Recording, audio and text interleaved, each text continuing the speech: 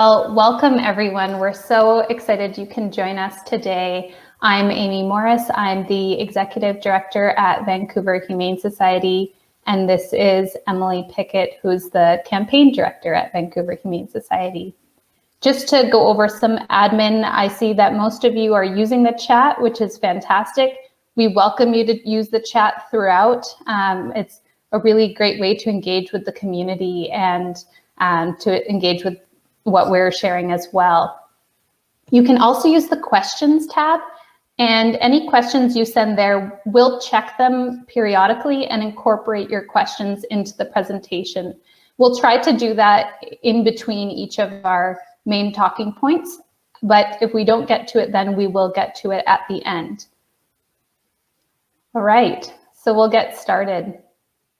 First, I'd like to really just give a brief introduction to the Vancouver Humane Society. Our mission is to really expose animal abuse and assist individuals, businesses, and governments to end animal suffering, cruelty, and exploitation. That is absolutely a big mission, and we're a small team working to accomplish it. To give a little bit more context to our vision, and I like this because it's the positive side, we really envision a future in which humanity recognizes and respects the inherent rights and needs of all animals, a society in which all animal cruelty is unacceptable and animal protection is valued and acted upon by the public and its policymakers. So today we're talking about powerful actions we as individuals can take to work towards this vision that we have as a shared goal. And our programs are varied. We go from providing veterinary assistance to people who are low income, to working with schools to incorporate more plant-based options in their menus. And you'll learn a little bit more about them as we go through the presentation. So we'll just get started. Emily, can you share a little bit about how you became an advocate for animals? What did you start seeing in the problems of animal suffering? Right. I feel like I've sort of long felt like an animal advocate kind of for as long as I can remember. Even as a kid, I was really fascinated by animals, and I recall, taking books out of the library on as many different species as I could as possible. I had all of these binders and notebooks at home with my research. I just really loved learning how unique and incredible animals were. But I really noticed this kind of recurring theme of the threats or the mistreatment that they faced at the hands of humans. And so I think that's when I first sort of recall learning about the problem of animal suffering in the world. In terms of becoming an advocate, my dad has really been a huge inspiration for me. He's always been a social justice advocate. And even growing up, I think he really led by example and sort of instilled this importance of standing up for what's right and for what you believe in. And I think that played a major role for me in sort of developing my own advocacy. So from a young age, I really felt quite strongly about advocating for the protection of animals. And initially, I think some of the first issues that kind of came up to me in life were the issues of trophy hunting and canned hunting in Canada. Those were the first sort of ones that I took notice of. And, even still living in Saskatchewan as a child, I can remember writing BC's premier about the grizzly bear hunt, which excitingly is now banned. So that's great. Writing decision makers about that and writing decision makers in Saskatchewan about the issue of canned hunting, in my own home province. So for me, that was really kind of my introduction to the world of animal advocacy and sort of the foundation, I guess, that led me to where I am today. Great. That is a familiar journey. For me, it definitely was a little bit more focused on companion animals. And I had a dog book that showed all the different types of dogs, and I would memorize it and their characteristics and envision myself having all these different dogs in the future. And my favorite dog changed each year. But I really, that is how I got into advocacy as well, is loving dogs and wanting to connect with them and then seeing the harms that they were experiencing. And so from that, when did you start getting involved in being concerned about farmed animals? Yeah, I think probably like a lot of other people, I didn't spend a lot of time around farmed animals previously growing up. So at first, earlier in life, I didn't give a lot of thought to the food that ended up onto my plate. But the reality is today's animal agriculture system and the routine mistreatment of farmed animals, it's really hidden from public view. So it's hard for us to really know about some of these issues easily. And of course, there's always this reassuring packaging that we see when we're in the grocery store that makes it look like, animals are living these happy and peaceful lives on beautiful rolling pastures. But for me, it wasn't until I watched a video of an undercover investigation on a whole bunch of different farms that I think my eyes were really opened to the cruelty of that industry. And I felt, in watching this footage, I felt really sick seeing the horrific conditions that these animals were kept in and the way that they were handled and treated, really more like they were products instead of living, breathing, feeling beings. So even then, I remember seeing this footage and thinking that I hoped this was the exception to the rule and it wasn't commonplace how animals were treated like this. But the more I really spent time learning about kind of the standard practices of today's animal agriculture system, the more I really felt that it was inherently cruel and it just wasn't something that I could support. So for me, like a good example, I guess, of what this looked like was the transport journeys that farmed animals face, regardless of the type of farm that they're raised on. That's a major concern for me. So often farmed animal transport really is long distance in Canada. Farmed animals are transported in all types of weather conditions, whether it's, the extreme heat or the extreme cold that is truly just characteristic of Canada. No temperature controls in these vehicles. So the animals are really facing these, extreme temperature conditions in what's automatically just inherently a very stressful situation for them. Transport is just inherently stressful for animals. And above and beyond that, it's the length of time that they're allowed to be transported without access to food, water, and rest that for me is a really serious welfare concern. For example, pigs and chickens can be transported up to 28 hours straight without food, water, or rest. And for cows, that's 36 hours.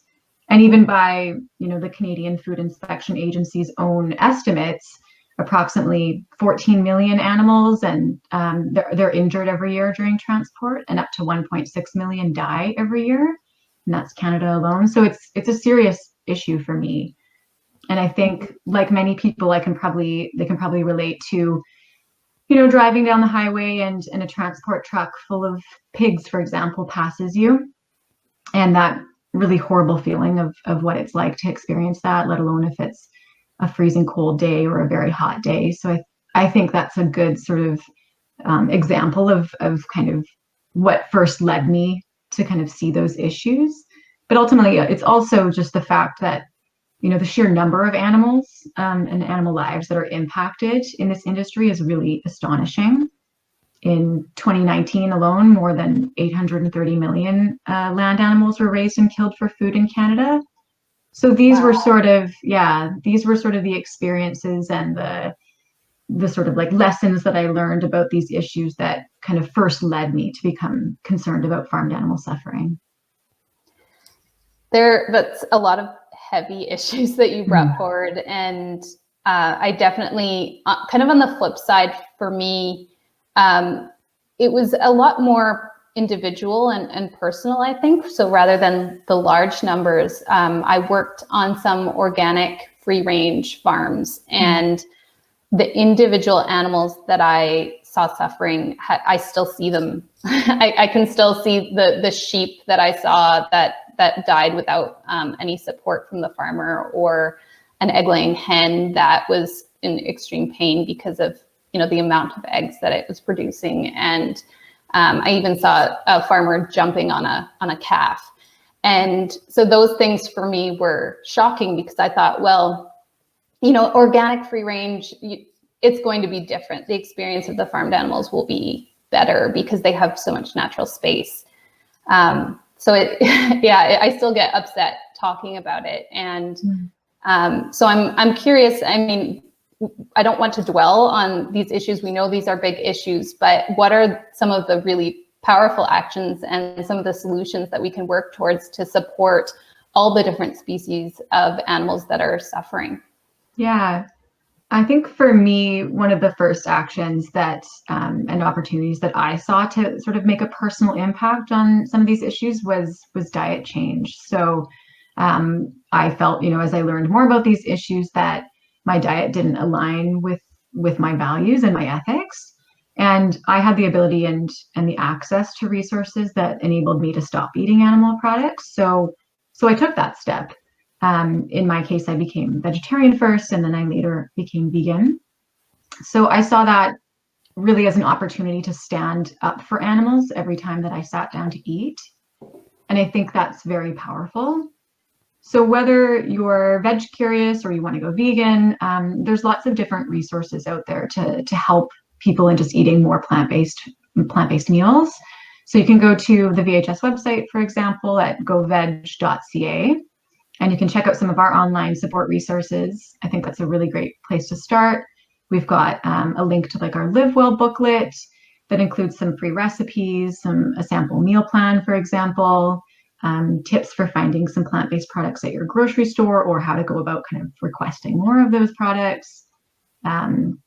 We also link to our plant-based pledge that people can take. And by doing that, you will receive a weekly recipe sent to your inbox. So that's a great way to kind of build up your plant-based recipes and start incorporating them into your weekly routine. And there's also a link that we promote to Challenge 22, which is an online 22-day vegan challenge where participants get free online support from other participants, from mentors, registered dietitians. So I think that's a really great opportunity as well for people to kind of learn from others who've gone through the process, or if they have dietary questions, nutrition questions, that's a really helpful kind of space to learn together. And I also think it's important to consider, beyond just kind of our individual actions, consider the opportunities to support larger sort of food system change, because not everyone has equal access to healthy, culturally appropriate plant-based foods. And I think that's something that really needs to change. So that can mean looking at changes at food at public institutions like schools, hospitals, public concessions, or even somewhere like our own workplace. How can we make those options and those foods more readily available for everybody? And that's really the goal of our Plant-Based Plates program, to really just help facilitate this larger food system change. And you can learn more about that on our website as well.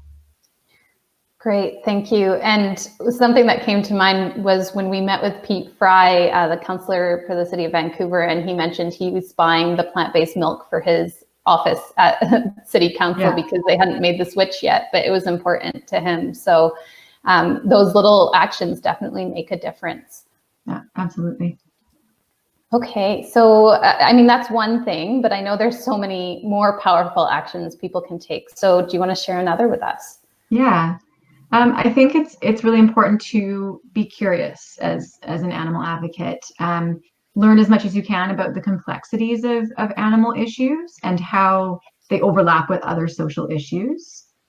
It's important that I think that we strive to always be learning and to be well informed in our advocacy, and to build bridges with other movements.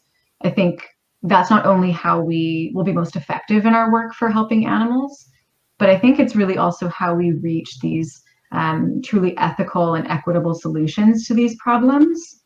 So I'll give you an example. In addition to the animal agriculture industry exploiting animals for profit, the industry also exploits the environment and workers.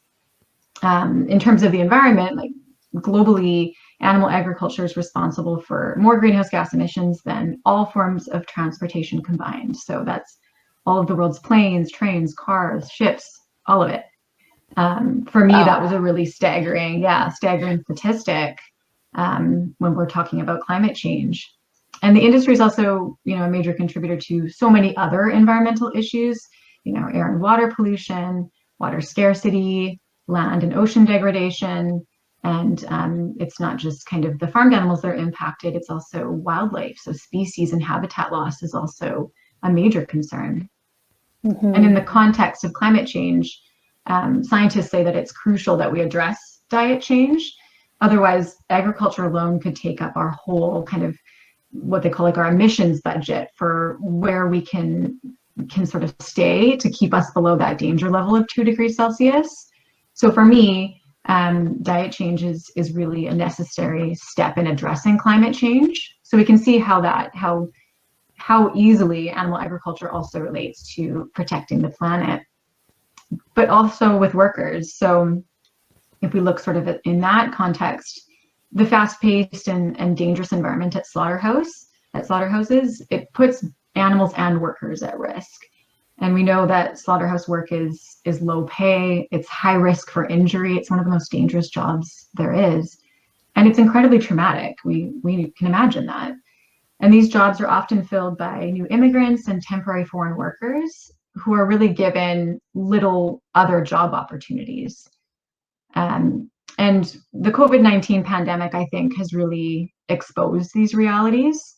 We've seen, in the news, a high number of COVID-19 cases in Canada have been linked to slaughterhouses. And workers have spoken out as well about the lack of personal protective equipment, PPE, and the fact that they've, being pressured to continue working despite facility outbreaks.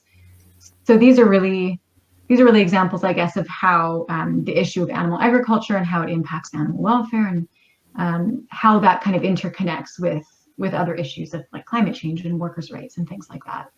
Mm-hmm. And I think you used farmed animals for example, but we see a lot of this overlap with any kind of exploitation of animals. Mm-hmm. And it's important to think and reflect on, what happens at a zoo that is also impacting other social issues. What is happening at an aquarium? What is happening when animals are being displayed as pulling carriages and working, and how does that relate to our understanding of other social issues? So we do have a lot of resources on this. I'm just going to type a link into the chat there, and we'll share it at the end. But there's quite a bit of content on our website to go through some of these issues and to provide learning opportunities. So I welcome for you to anyone to take some time to learn a little bit more about them. Okay, well, thank you for sharing that as well. And, what other things can we do? How can we make an impact? Yeah, I think talking with your friends and your family about diet and food choices is another great way to make a difference. And you can do that by celebrating your personal victories with food. With others, you can share that. An approach that I really like to take is bringing delicious plant-based dishes to potlucks or events. I think it's a really friendly and sort of approachable way to lead by example.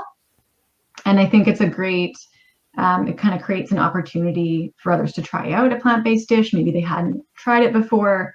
And really just also an opportunity it's a conversation starter, really. That's kind of the experience that I've had.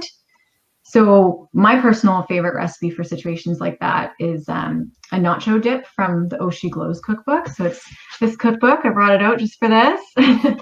So it's a good one. It's always been a real kind of crowd pleaser, and people are always shocked that it doesn't kind of contain dairy in it. So that's kind of my go-to recipe that I like to take. I hardly get to eat any of it when I'm there because everyone else gets so excited and they eat all of it. But I'm happy to share it. I eat a 5-minute cashew queso weekly because it's so easy to make. Stick it in the magic bullet, and all of a sudden there's a cheese sauce. And those kinds of opportunities surprise other people, and they think of maybe diet as, oh, it takes too long or this or that, but making it simple and easy definitely changes perspectives. We have a couple of questions coming in. I'm just going to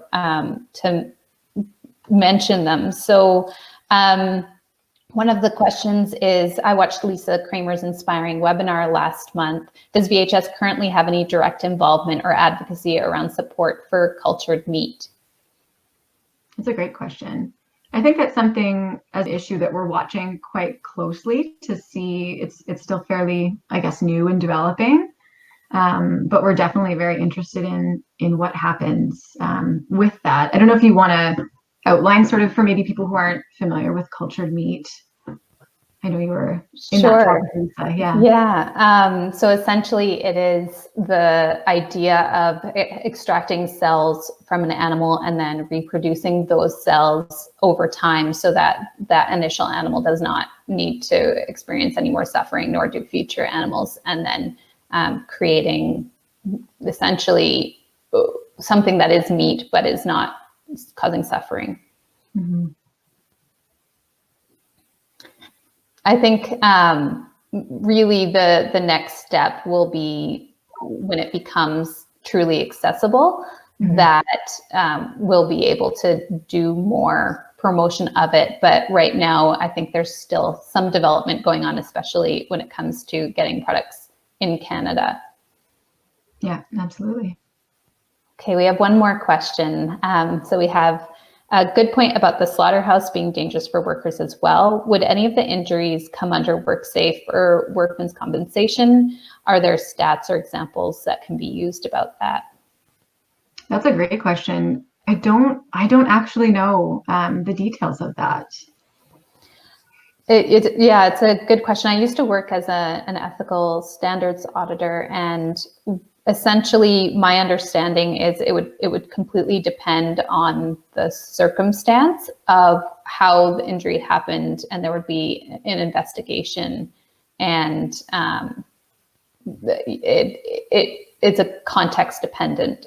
There's probably not a lot of stats that we would be able to find specific to the use of animals in animal agriculture, because they tend to group all agriculture stats together. Mm. And so one more question: what tactics or methods has VHS used to gain support from the public to garner political attention on animal welfare issues, such as social media campaigns, emotive storytelling, pictures opposed to heavy text, and issue framing? I know we will get to this a little bit with one of our actions. Do you want to touch on that question now? Sure. Yeah, I think we work on such a range of issues, so this is definitely a huge focus for us, is how can we gain support from the public and garner that political attention. So, it varies from, on some issues we will commission reports to explore some of the issues. For example, with the Greater Vancouver Zoo, for a number of years now, we've commissioned reports in partnership with Zoo Check Canada to really explore some of the animal welfare issues that are going on there, to highlight those, and then to share that report both publicly and with the media, but also with decision makers, to help kind of raise these issues and make some recommendations on what improvements could be made. Similarly, we've done the same with a report a couple of years ago now about the Vancouver Aquarium, and sort of diving into the issue, the common sort of myth of, do we need to have animals in captivity? And is that required for appropriate education and for conservation and scientific research? And so that was a really useful report in sort of deconstructing sort of that myth and addressing those issues, and ultimately helping kind of contribute to the phasing out and banning of whale and dolphin captivity in Canada. Yes, and I think also from the point around storytelling and pictures, so with that zoo report, we pulled out sections of it that were more emotive and more individual, related to the animals, and then promoted that on social media with videos and photos. So there was one video of, was it a lion, Emily, mm-hmm. pacing? A lion pacing, and just that, it was a very short video, but you could see the sort of the line in the dirt where it was obvious that this lion had paced that line many times and had not gone off from that. And so that really impacted people who saw it and motivated them to take action. Mm-hmm. Okay. So one more question that came up. Are any counseling or mental health and wellness education being promoted among slaughterhouse workers? I'd be happy to chat about that a bit. So when I was auditing slaughterhouses and kind of interviewing workers at that time, and this was quite a few years ago, there were very few resources at all for those workers. The main thing that would have been provided is basically what was the minimum required laws and this was in the province of Ontario. So the minimum requirements that Ontario had for workers, they made sure to meet those standards, but they did not exceed them. There were not benefit packages with mental health. It could be that that's different now, but it's one of those things that when profit margins are being prioritized, it tends to happen that the workers and the animals are going to suffer as a result of that. Mm-hmm. And another question that came in, what would be a good alternative for animals that have been rescued and rehabilitated, but are deemed non-releasable and now cannot be kept at the Vancouver Aquarium? Do you want to speak about the whale project that's going on, Emily? Yeah, so that's the Whale Sanctuary Project is sort of looking at alternatives to that, to keeping animals permanently in captivity.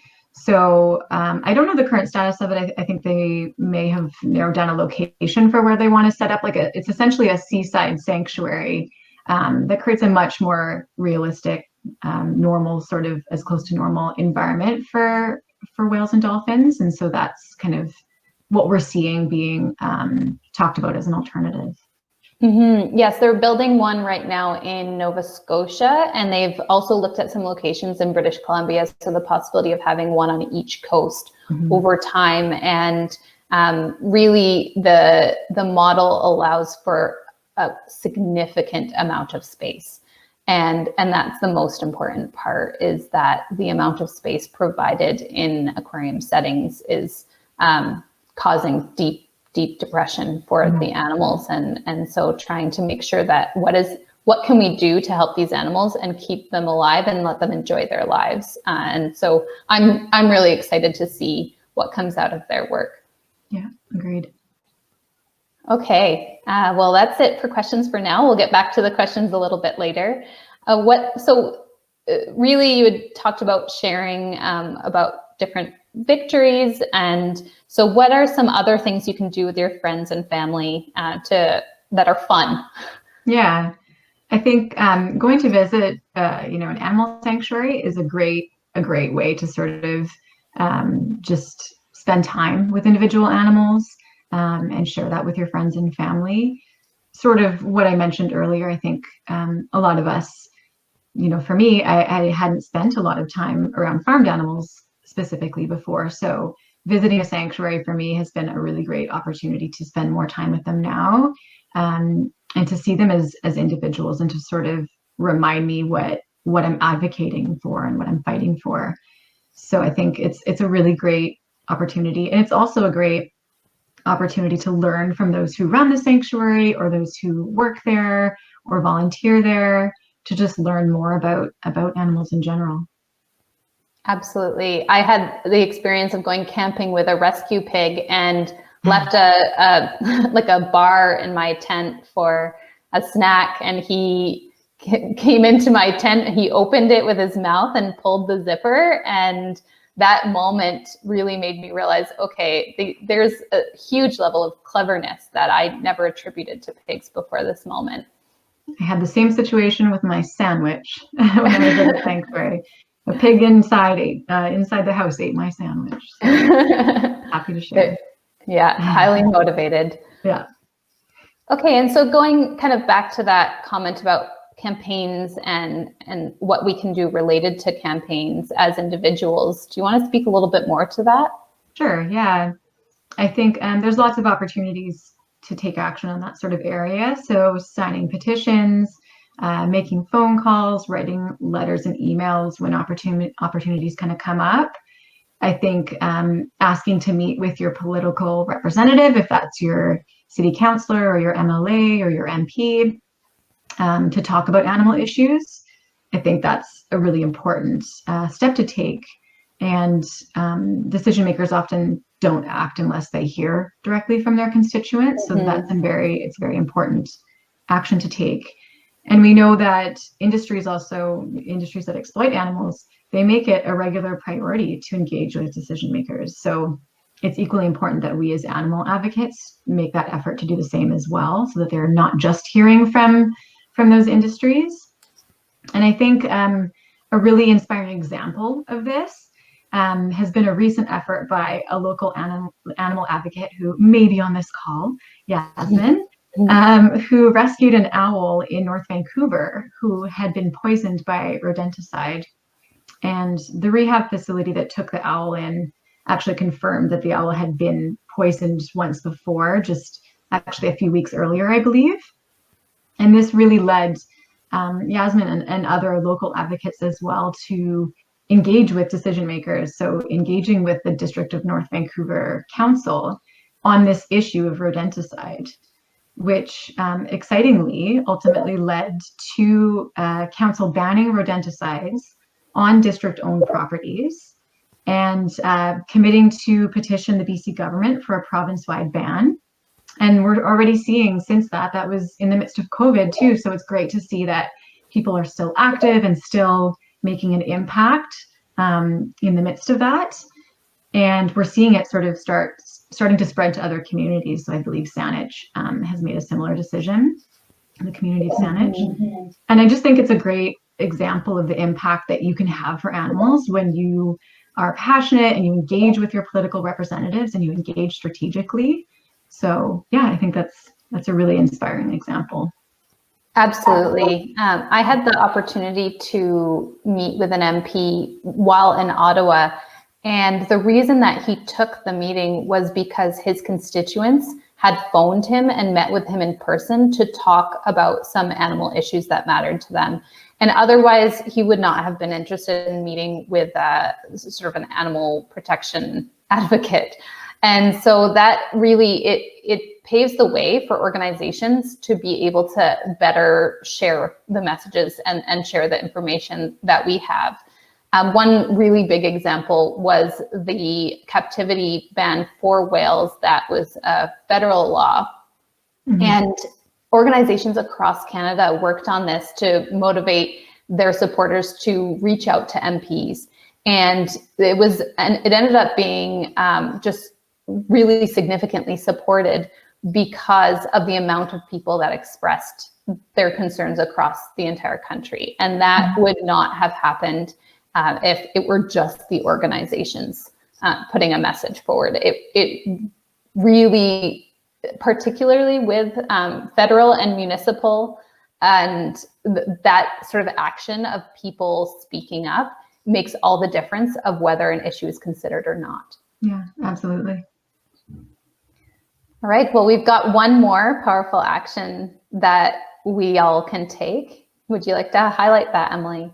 Yeah, I think this one's really important because I think what it is considering what your skill sets and your interests are, because there's a lot of different ways that you can support animal protection efforts. So, of course, you can volunteer at events, you can help with tabling, you can do outreach, but there's also other ways that might seem a little less obvious. So maybe you have great writing skills, or you're really like website savvy or tech savvy, or you can do graphic design or photography, videography, helping with research, fundraising, donating. All of these things are really powerful ways that you can support existing campaigns or organizations. And I think it really comes down to finding where your passion lies.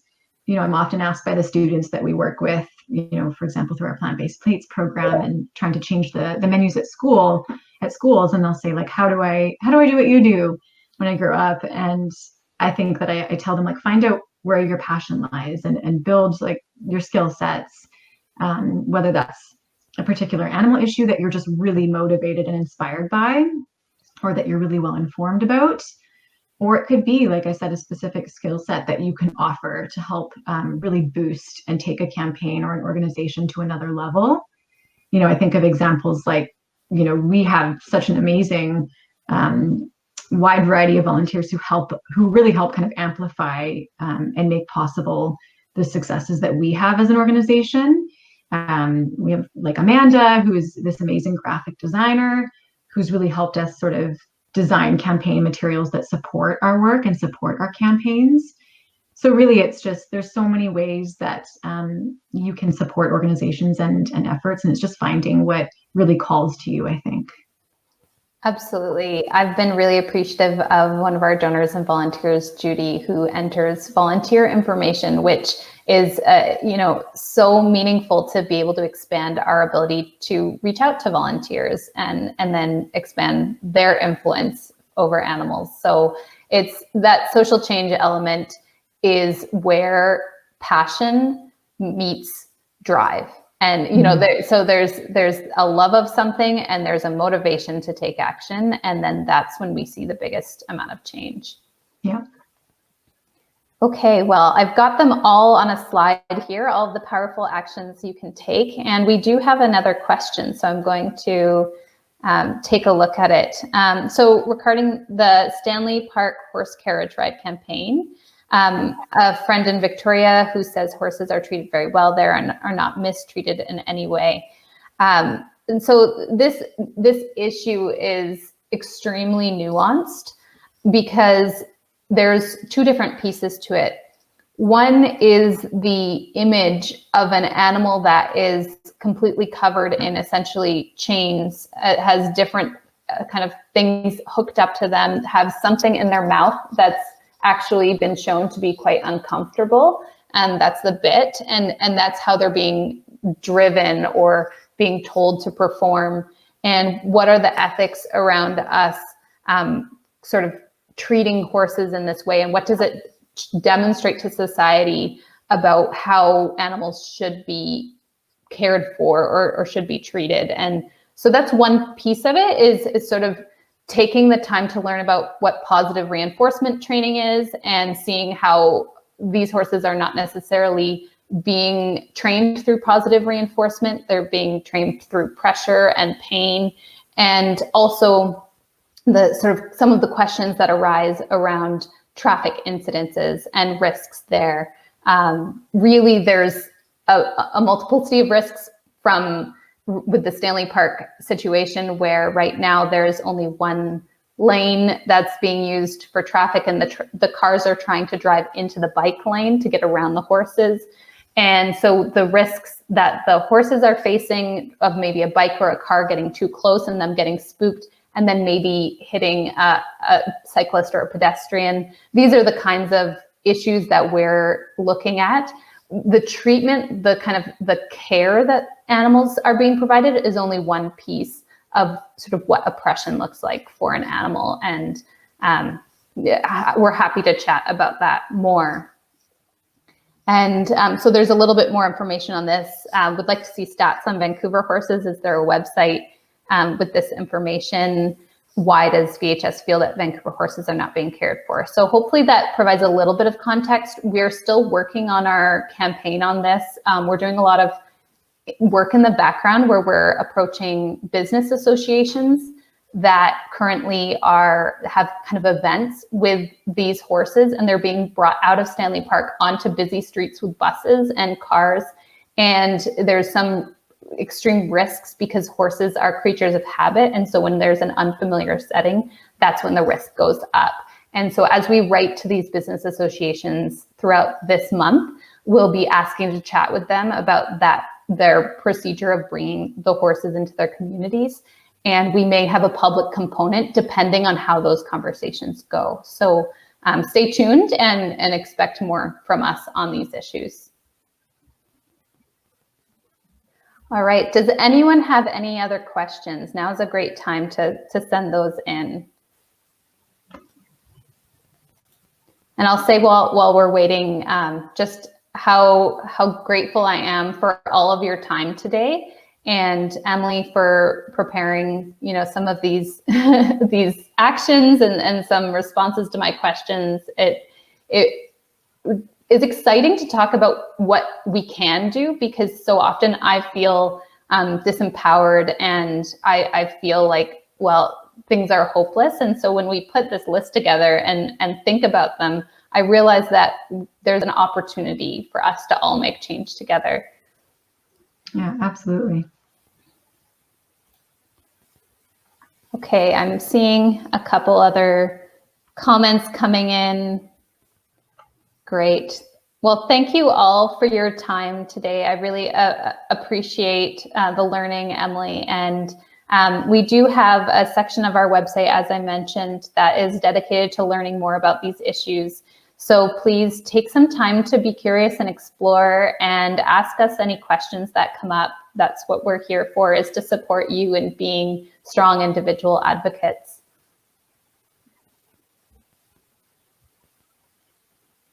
All right. Have a great day, everyone. Take care. Thanks, everyone. Bye-bye. Bye.